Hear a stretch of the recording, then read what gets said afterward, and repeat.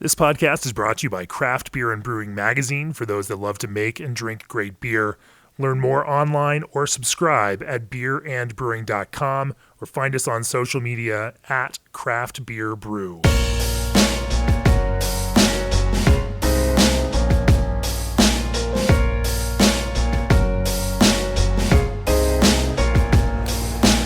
Welcome to the Craft Beer and Brewing Podcast. I'm your host, co-founder and editorial director of Craft Beer and Brewing Magazine, Jamie Bogner.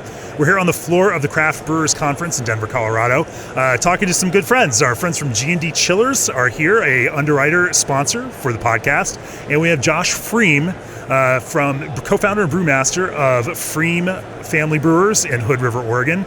We're going to have a great conversation about brewing with Josh. But first, the SS Brewtech founders launched with a very clear goal to advance brewing equipment design, performance, and quality to the very highest standards in the industry, with a team that draws upon strong functional backgrounds in brewing science, mechanical engineering, and industrial design, supply chain, and manufacturing. SS Brewtech has the people and skill sets you want and expect from your supplier of pro brewing equipment. Head over to SS Brewtech for more information on their brew houses and brewing gear. Great beers are made from select ingredients. With BSG, you'll bring the world to your brew house with an unparalleled and diverse selection of ingredients from across the globe to just down the road. Their dedicated customer service team and industry experience provide you with the assistance you need every step of the way.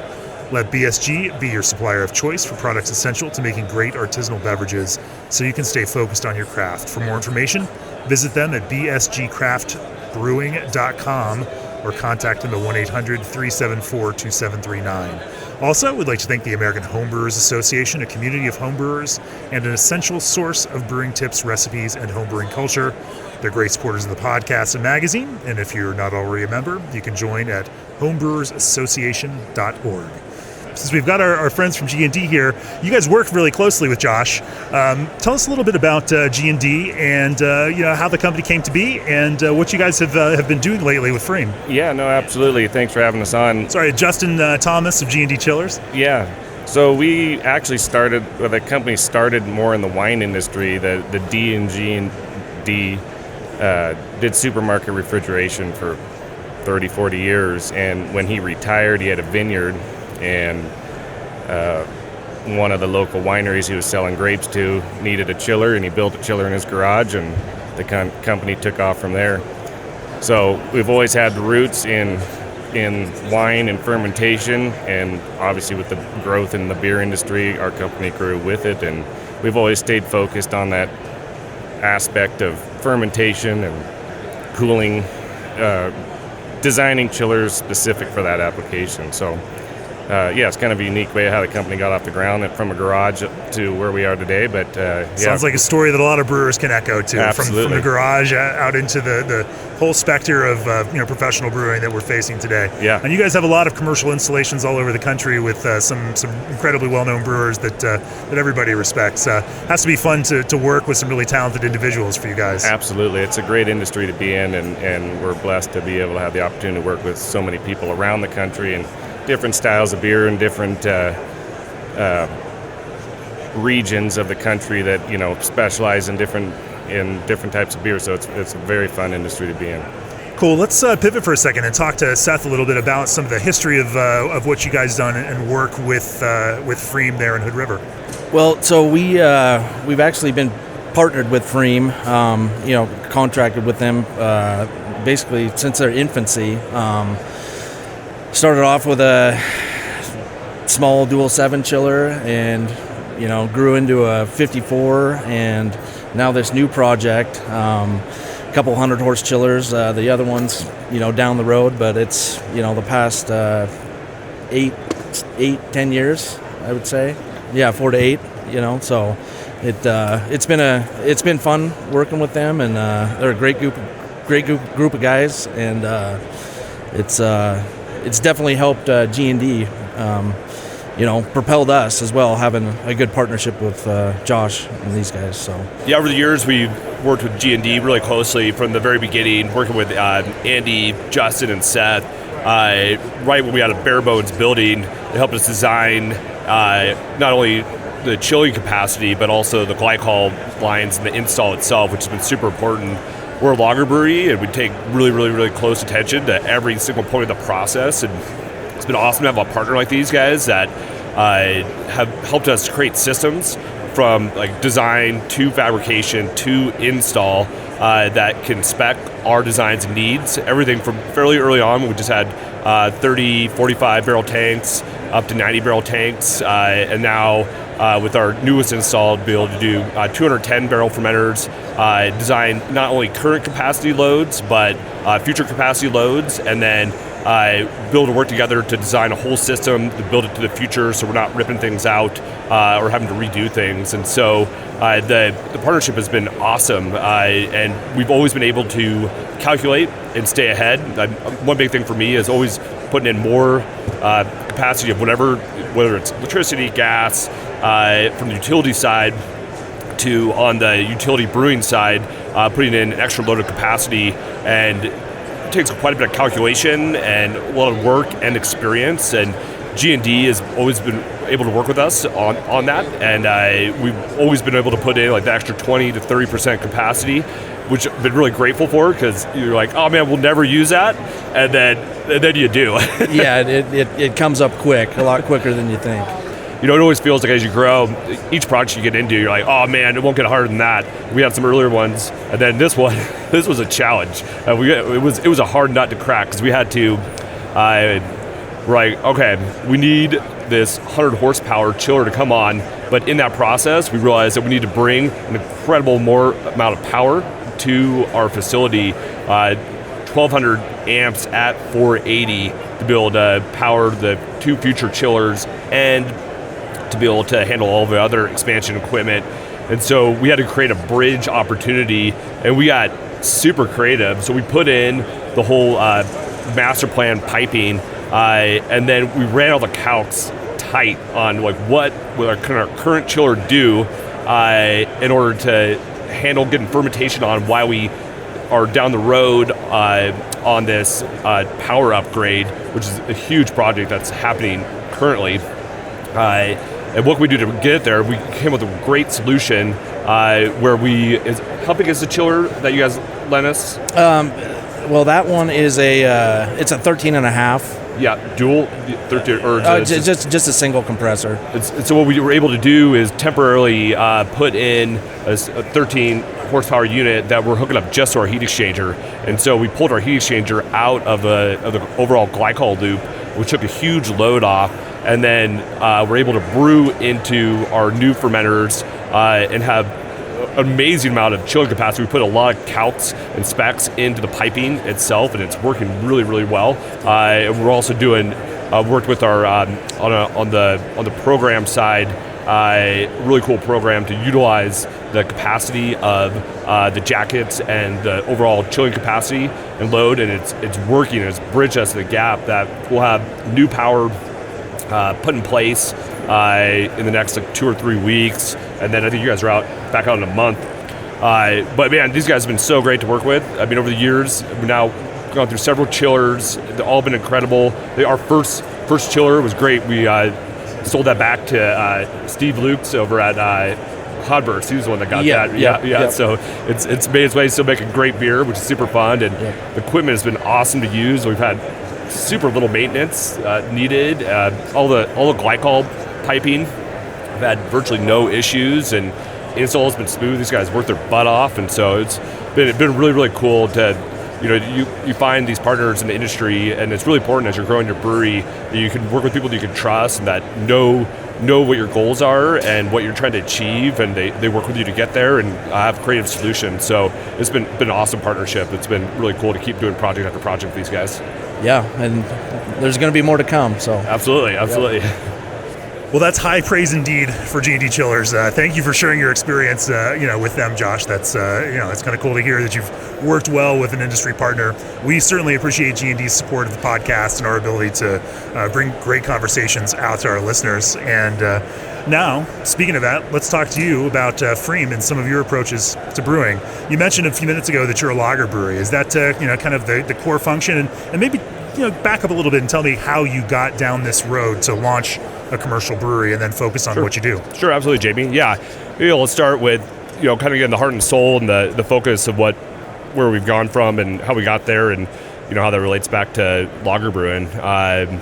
So this has been a long-term vision and dream of mine to own a really high-quality, innovative, progressive brewery. I fell in love with craft beer when I was in college and studying business at the time, and I naturally started homebrewing, and I fell in love with making beer. And the first batch of beer, I knew I wanted to be a brewmaster and own my own brewery someday. So really, first batch, yeah, batch. Yeah.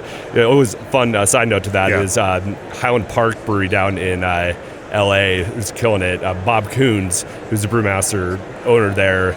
We brewed that first batch of beer together. So kind of fun history as time goes on. But so anyways, I've really dedicated my entire career to not only opening a brewery, but great business and with great intent. I've always felt like there's plenty of beer out there, and people aren't dying of thirst, but what is always in need is great beer. And so I've always thought if I got to a point that I had the opportunity to pull the pieces together to be able to make beer out of my own brewery, that it would be one that would be awesome and be able to bring something to people. And so through that, I have Those are some lofty goals. Yes, yeah. So but an interesting one. A lot of people want to get into the business because they have a passion for it. But to say I don't want to get in the business unless I can make the best possible beer and add something to the world of brewing, that's a bold goal. It is, and it's really what we hung our hat on. From my business partners, Ken Whiteman and Rudy Kellner, just the three of us that own the company. When we got together, met as friends, and decided to push go in 2011 on the brewery. Our goals were simple. We wanted to do everything we could to make the best beer possible. Right. And so we wanted to make sure we had to have the best brewing facility, obviously the best team. Our team is amazing. They're like family. They're a humongous part of what we do. And then everything from our tasting room to the experience to the food to how our brand's perceived in the marketplace, to our packaging, and of course with all of our with our customers and our relationships out there. We always had to live up to be as good as the beer itself. And so we all work every day at Pfriem, waking up every morning to make better beer than we did yesterday. It's definitely our mantra. And so within that, I've always had a love for a lot of different European styles of beers. Sure. Very, very inspired by Europe culture and brewing traditions, but also I'm from the Pacific Northwest. Grew up in Washington and love hop-forward beers as well. And so a big thing for us has been diversity. And so, we have a strong focus on German lager brewing. Right. And then obviously very inspired by Belgian beers and barrel aging programs and spontaneous beers. And then also we do a ton of hop-forward beers from West Coast bright hoppy beers to hazy IPAs now. And we'll make over 130 different beers this year alone. But at the heart of that, I would say, is our flagship beer, which is Pilsner, which is a lager. And really we've always designed the brewery about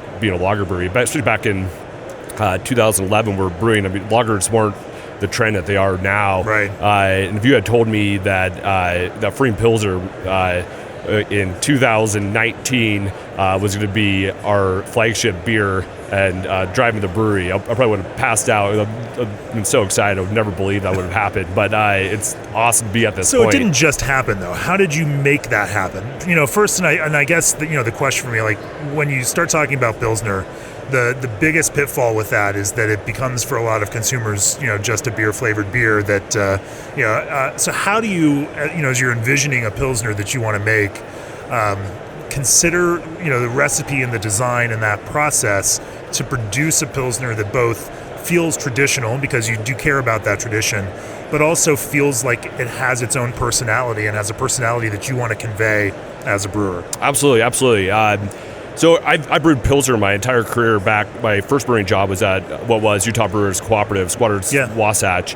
They're a super talented team. We were making an awesome 4% Pils back then, and that kind of got my teeth sunk into there. And then from there to Chuck and Up Brewery, I was another classic lager brewer. Oh sure. yeah. And I was Will Amari's first head brewer there, and helped them that first push to get open and get out the door, and then brought beer to the market. And that one of the main drivers even back then was Pilsner, and just we at the time this was 2008, 2009, and people were not really knowing much about craft lagers, but we were bringing hop forward, really nice, full flavored lagers to the Seattle market, and they had a niche, and so and people liked them. So I kept that driving, and obviously brewed lager was at Full Sail, and then with Pfriem, I built the whole brewery that could make flavorful, really nice lager. From all the equipment choices to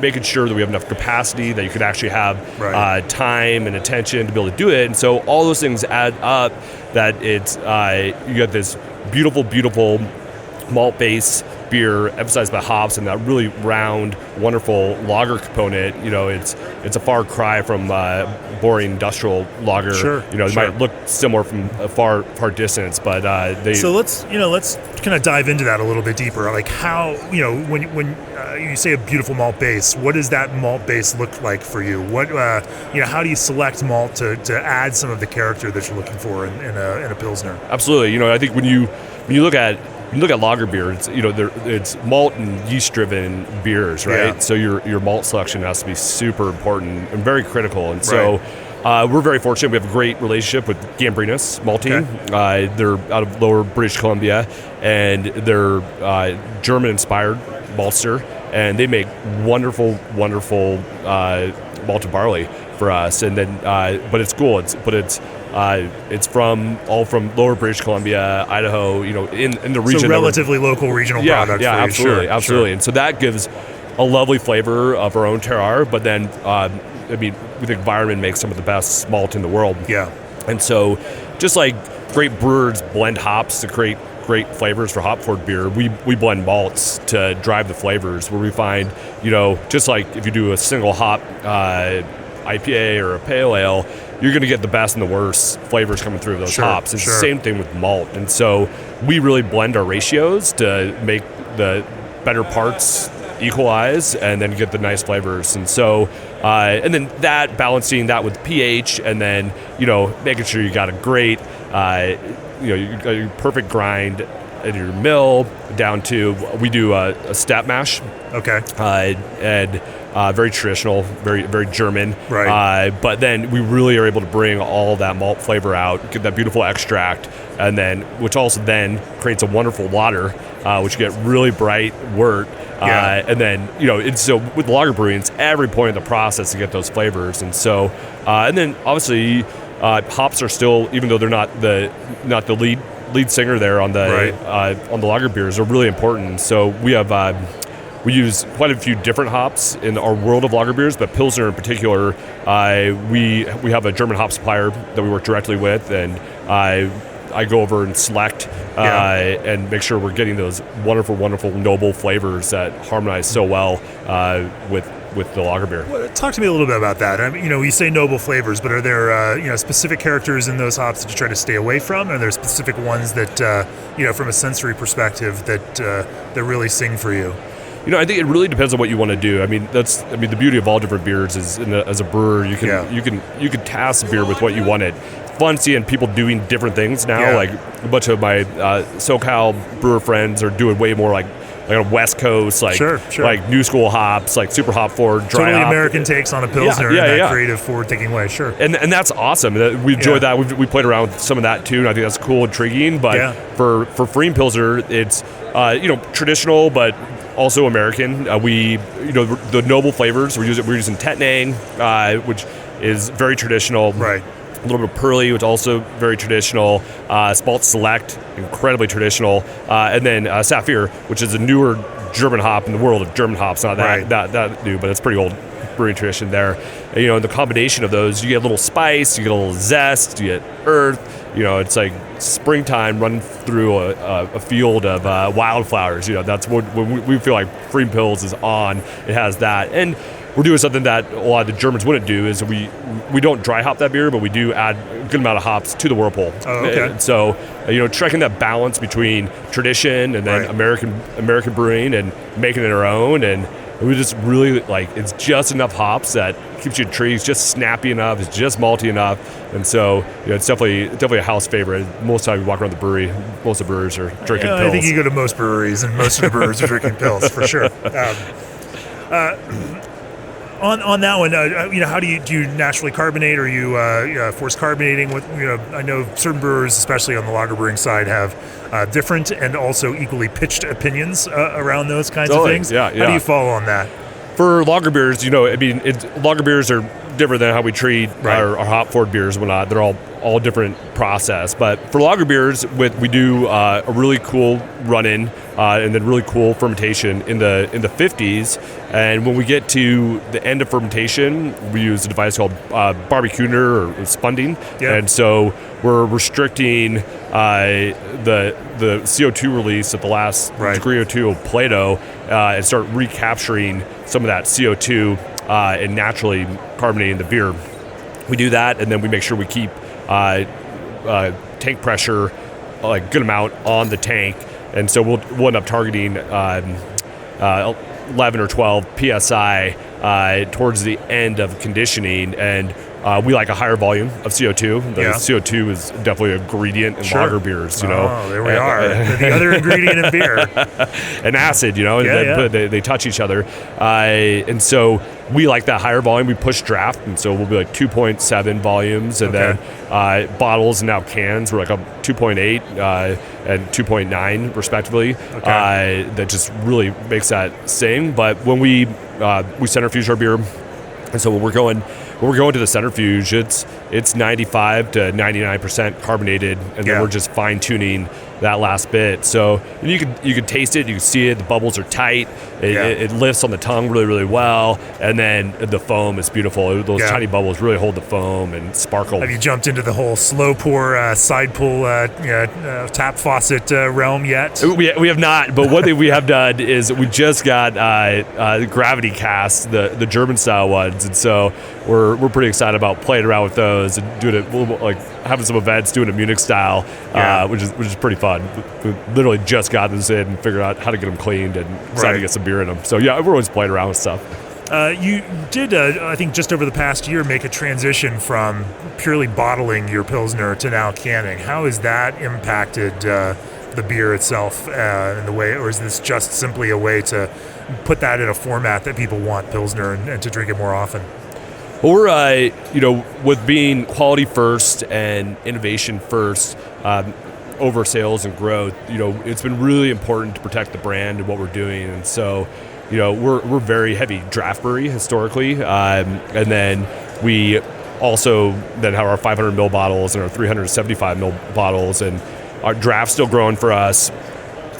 In a time when single serve's not growing, it's still growing for us, and so those have been awesome. We love those, and it allows us to have a ton of diversity and ton of flexibility.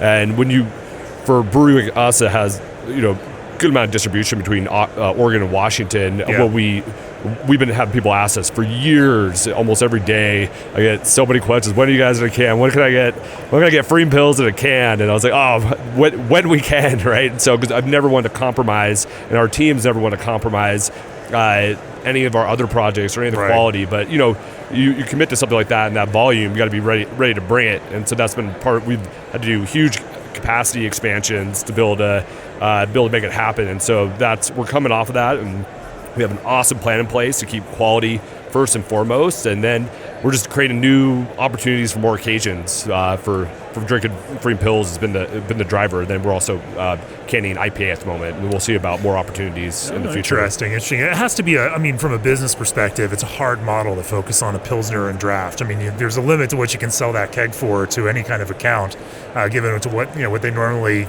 charge for Pilsner. And to make that business model work, you're right. You have to sell a lot of it. You have to make it up in volume because you're not getting it, on a kind of per keg basis. That has to be kind of a leap of faith for you and your business partners to then invest in that kind of capacity and that kind of volume, and then a sales apparatus to make sure that you're selling enough of that to, compared to what you're making. Is really Pilsner gonna do that for you? It just sounds risky to me. Well, we have a great baseline, and so we've grown a lot of our growth has been driven by pull. It hasn't been very push. It's been very organic. Okay. We have a sales team supporting. We have an awesome sales team, and the sales team, they're cheerleaders. Is that just a desire on the accounts to then like have a good locally made, highly crafted Pilsner, and you're there in the category? Absolutely, yeah. Okay. And driving it. We're in Oregon, right? Which is hop focused everything. Sure. And we obviously make a lot of hop forward focused beers.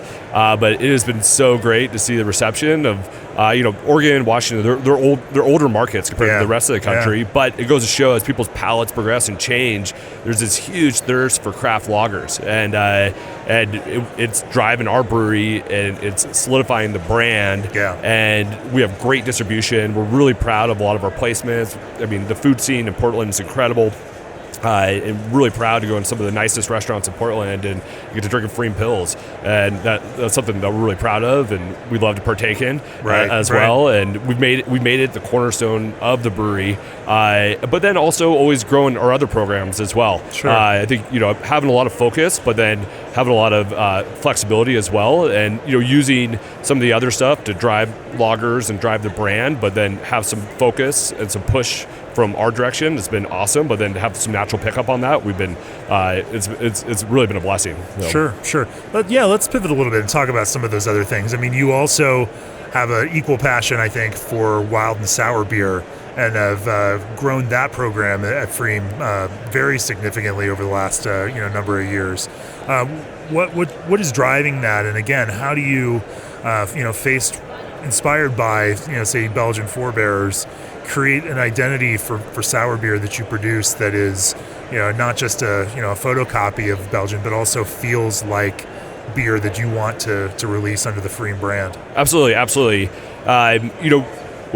I go back to the heart of the brewery is Pilsner, that stems out to what that does to the rest of the beers. And we're a Nuance brewery. We like very, very balanced, very, very harmonious flavors. And so we do that with our lagers, and we also do that with our barrel-aged Belgian-inspired beers and other more American nuancey barrel-aged projects. It's not loud, it's not rough, it's delicate. And so it's been awesome to see from our really traditional beers, like our Flanders-inspired beers, to more of our fruit, lambic-inspired beers, to our like niche-y, like dry hop barrels of this, put it into this, and like a bunch of other experimental type stuff. That to be able to have the distribution that we have with Pilsner and IPA, we have an account basis that we're able to manage quite a bit of growth in draft and also in package, and then more occasions, right? Now people have the opportunity to drink Pfriem Pils, whether they're out skiing or mountain biking, but then you're having a nice dinner, you're at home or at a restaurant, you can have another layer of flavors to pair with food. I mean, a lot of our beers are very, very food friendly, and we want that harmonious experience. And so with our current expansion that we're doing, we're building another facility about 20 miles west of us that we're consolidating our dry storage, our cold storage, but in order to do the capacity that we currently need for the future cans, we're moving all our wood program to the new facility, and then having the ability to tote wort back and forth. Exactly. Okay. Yeah. I know a few other breweries that do that. And so, but we're allow us to even do more with our barrel aging program. Okay. So we're in a pretty cool spot right now where we have all programs are growing and doing really, really well. And there's a lot of excitement for them. And our job as brewers is to keep all those beers fresh and innovative. And I have such a talented team on the brewery side, and we have all these really direct meetings, and they have meetings with their teams, and it's this revolving weekly cycle of everything that we're doing to make the beer better and better and better and more innovative and stay on top of things, but also like making sure the beers that we brewed early on and make sure those are still fresh and relevant. And so we're doing the same thing with the barrel-aged beers, and from the sour stuff to the more American spirit, bigger, more robust beers. What does that system of innovation look like for you? I mean, you mentioned you've got a talented staff and you all work together, but where do these ideas come from? Where you conceive of, we want to make this kind of sour beer, we think this kind of fruit will go well with this kind of base, and then as it's developing, how do you make the decisions about how you steer that beer or how to make it, turn it into what you actually want it to taste like? Or do you let the beer, do more speaking around that? I'm just always curious about what that process looks like and how you make some decisions about what to do with these various things, because they don't always work out the way you expect them to. But then there are also, environmental factors that you can, technique and processes that you can apply to move them in certain directions if they're not going a way that you want them to go. Absolutely. Great question. I think it's a little bit of all those things. But first it starts with team, right? There's a lot of different ways to make beer. We have Gavin Lord, who's our head brewer and runs our R&D and manages all our barrel program and innovation, all the wood side.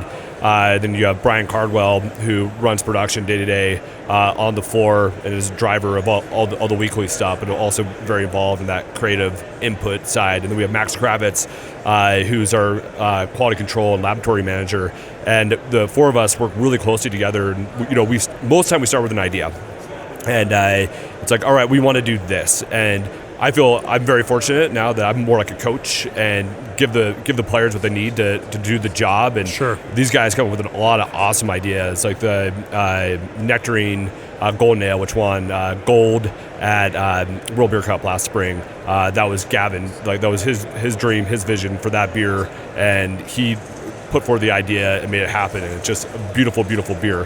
And so a beer like that was like, it was driven by the team, and we worked on it together, and it turned out awesome. And so, but then there's other stuff that we learn along the way, right? As you're going, right. That, I mean, the thing about making barrel-aged beer, it's a lot more like making wine. So we have a lot of connection with winemakers, obviously being in Oregon. A lot of them come out and they drink a lot of beer. A lot of them, it's pretty fun. They have free pills at their wineries, and so they come out to the brewery and they look around all the different projects that we do, and they work on a very like seasonal cycle. And they're like, man, don't you guys just get like bored of brewing Pilsner like every day, batch over batch over batch over batch? And we're like, well, here's the deal, is that it's awesome because with every batch we can make a little change. If we brew Pilsner 100, 200, 300 times in a year, we can make incremental changes and make it better and better and better.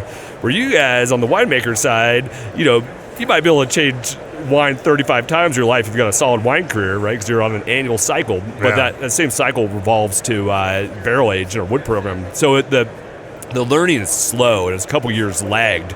And so there's things that we're doing now that we're trying off of batches that are like been aging for 2 or 3 years. Now we're making changes that will go forward. So future beers. And so within that, you have to react quite a bit. And you have to blend accordingly, and you have to be nimble. That does have to be hard. I mean, we've watched trends pop up over the last 2 or 3 years. Like, for example, this giant shift in the world of sour beer towards golden sours.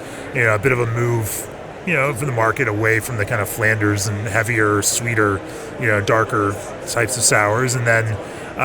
But reacting to a trend like that, like you say, takes a couple of years. We also have seen, in general, brewers reducing the acidity levels of their beer. Yeah. That, we came out of this, looking at acidity like we used to look at hops. Like how much can we put in, and totally. can we make it more intense? And but then folks, as is typical of American exuberance, we overdo it, and then we back off and find a place of balance. Where it's for the longer term. But again, you've got a few years of beer that's still sitting in wood, that's still going to hit that kind of acidity level, and it's hard to to shift in that kind of quicker time frame. Absolutely.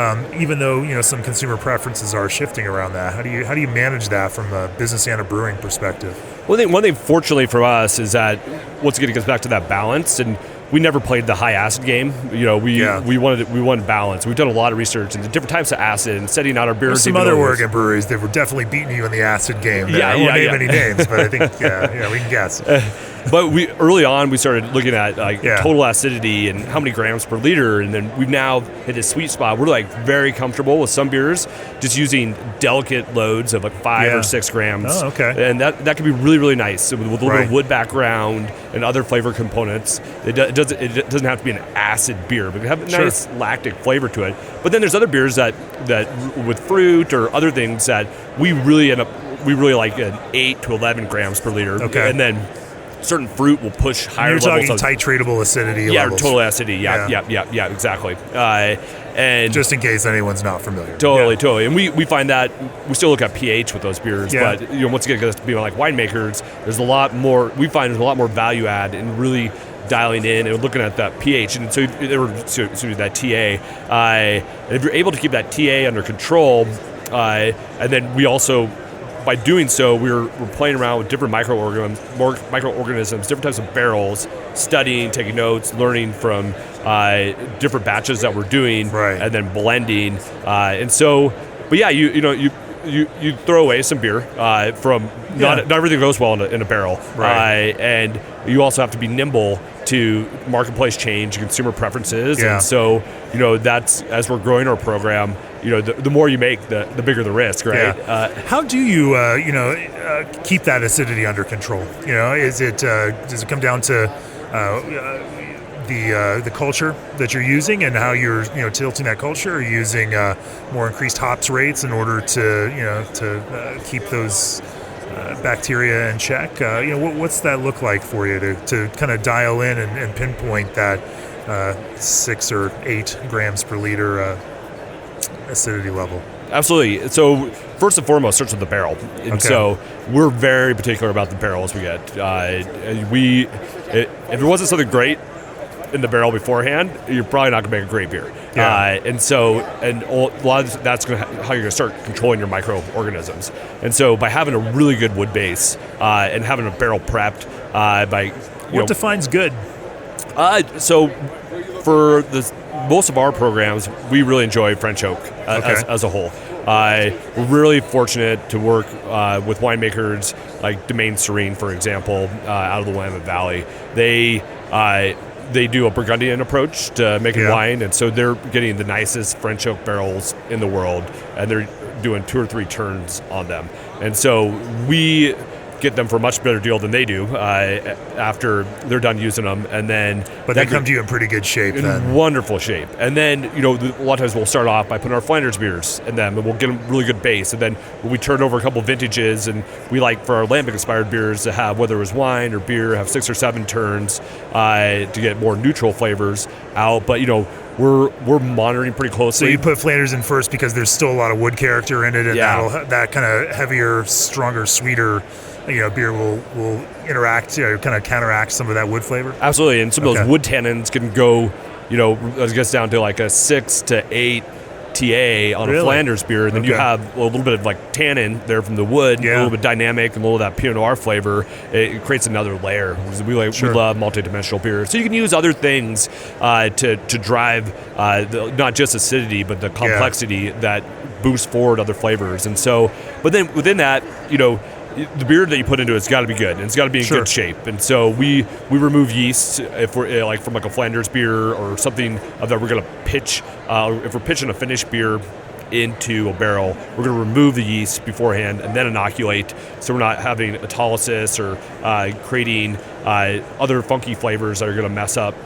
So are you doing some souring then in stainless and then loading those sour beers into wood, or am I getting this wrong? No, we'll like centrifuge the beer and then move it over to wood and then pitch. But then on the opposite side, more of like our lambic inspired beers or spontaneous beers, we're using our cool ship, and then those are going through a spontaneous fermentation, and then some of those programs we're also to control. We're pitching into barrels, but then it all stays over the sour side. Its whole life is in barrels. Yeah.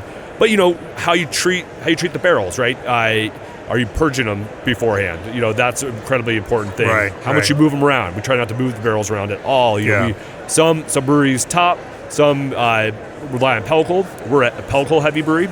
Okay. We let that pellicle sit in, and we try not to touch it. And if you're keeping oxygen away, you're gonna control your microflora more, and you're gonna give more of the lactic and the softer bacteria more of a chance to grow, rather than like Acidobacter or some of those other bigger, sharper acidity drivers. That makes sense. Let's when you start talking about oxygen and preventing ingress there with fruit additions, that also becomes an important thing with sour beer, and adding fruit in the specific ways that you do that can turn a good beer bad really quickly. What are some of the ways that you find effective to add different fruits into those sour beers. Absolutely, yeah. We've invested quite a bit in our facility and what we have to work with, especially with fruit. We love our fruited beers, like especially on the sour side. If not, it's a beautiful. Well, clearly, the World Beer Cup judges do too, but yeah, love yours. I should say. But even our blind judges at Craft Beer and Brewing Magazine also like yours too. Thank you.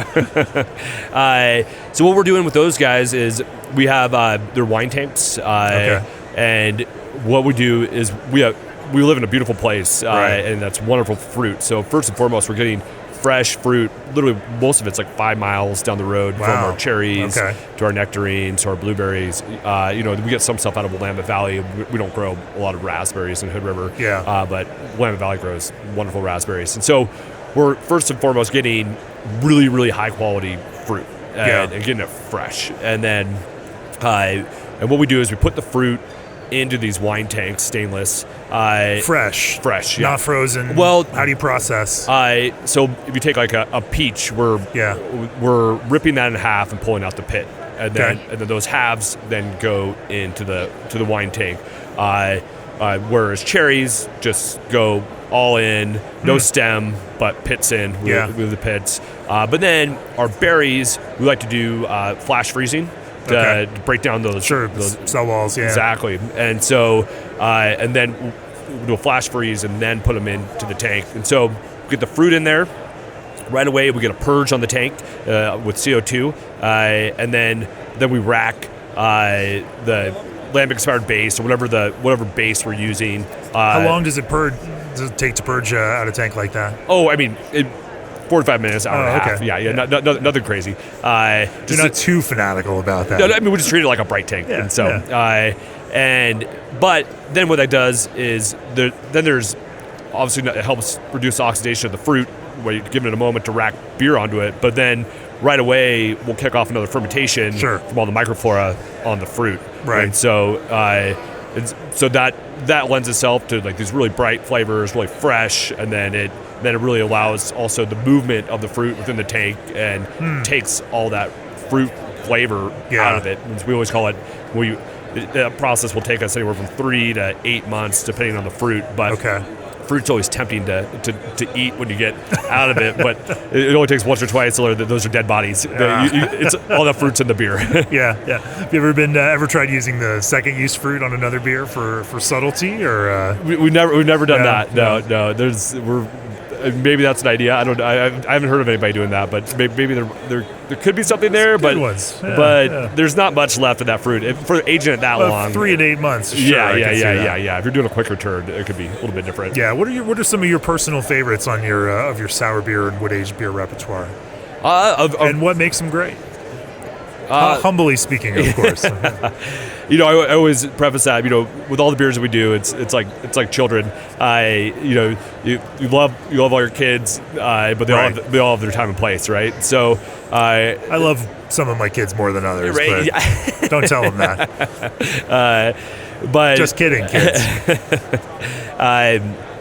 But for me, some of the standouts we've had recently, the Nectarine Golden Ale, we're just about to launch that for its second year. That's been a really cool dynamic beer, new foray for us, where we're using there's actually no bacteria pitch on that beer. It's just Brett that's aged in Sauvignon Blanc barrels fresh, and then aged on the fruit. And so you have the 3 layers from the wood, from the fruit, and then from the Brett. That gives us this really cool nuance. Whatever rides in with the fruit. Exactly. And so that's been an awesome beer. Druif, which is our, we use Riesling grapes with our lamb expired base. That's been a continued year-over-year collaboration with Brooks Winery out of Willamette Valley. They do wonderful white wines, very German-inspired. And so we work directly with their growers to figure out what's going to be the best for this year's vintage. So that truly is a vintage year-over-year. That's been a super fun beer for us on the wood age side. Pesh is always one of my favorite. Peaches are beautiful. We work with this awesome local farmer in Mosier, which is just 5 miles south of us, and he grows heirloom varieties. And so we're able to use really cool varieties like Suncrest and Arctic Gem. And there's such dynamic, beautiful fruit. Like when you go out to his orchard, his biodynamic farm, it's very diverse. Yeah. The way he's growing, and you're pulling those peaches off the tree and biting into them in the sud. That you can still taste that in the beer. And so I feel like we've done something awesome if we're able to achieve that. And so within that, though, I'm always excited to watch as our Cool Ship is a newer endeavor for us, and as we're moving that into those beers, I'm excited to see those evolve. I still feel there's like a whole nother level of scope that we haven't hit yet on those beers that we can still get to. And how many years are you in on that project? we just actually started using the Cool Ship this last fall. Okay. So Okay. we're just starting to integrate those. And you already, even last fall, you have some stock that you can, that's young but still interesting already tasting? No, it's still gross. Okay. Weird. It's normally at least a year before folks want to taste that stuff. Yeah. So it's progressing and things. How much? I'm curious about this. I mean, that's another one of those leaps of faith. You brew some batches and you spend thousands of dollars on that and time for your employees. You spend more money on barrels. You load it all up and you cross your fingers and hope to God that you get something at the local culture where you are. Produces something that's enjoyable to drink. Absolutely. Tell me a little bit about that leap of faith and what you any kind of experimentation that you did leading up to the point where you were willing to really jump into it like that. Totally. Because Hood River, I mean, it's still it's Oregon. It's a verdant environment, but you're kind of on the edge of more dryness down there, which can do strange things to these kind of bacterial cultures. Yeah, we're also very, very similar climate to Brussels, and so that's there's a lot of data based upon that. Okay. And so that, and then with all our agriculture, also makes it pretty interesting. But you really don't know until you do. And so we've done lots of little trials and pulled stuff out of the air from the lab side to see what we get. And there's definitely interesting things. But it gets back to the business side. And what's is the dollar driving first or is it the beer? And so the beer is always driving first, and then figure out the financial side on the second half of it. So we're not banking on using any of these first rounds. Most likely they'll turn out good, and we're hoping on that. But we have backstock, and I think that's part of having a dynamic barrel program. You have to have extra beer, and you have to be really careful about how much you bank on stuff, because stuff does go weird. And like you have every little individual vessel is different. I'm always amazed, like what we do with these blends of 30, 40, 50 barrels. We line each individual barrel up blind, and we sit in our conference room, and Gavin writes on the whiteboard, and the rest of our team, we taste them, we call off notes, and we score them, and then we figure out how to blend them or dump them. Some things go awry, and then that barrel needs to be either cold, or we need to steam it or do other things. And so similar approach to the Cool Ship beers. We'll get into them individually, and the ones that work well we'll obviously use, and other ones we'll try again. And we know we have a learning curve there, but we do what we do, and we have a lot of great friends in the industry. We've been working with them pretty closely, anyone that has experience in this realm, and what are they doing, whether they're seeing success, whether they're seeing failures. And then how much tradition are we using, and there's data there. So I think we have good intent. For these lambic style beers, spontaneous beers, are they all going into individual wine barrels, or are you doing any foeder aging for those kind of beers as well?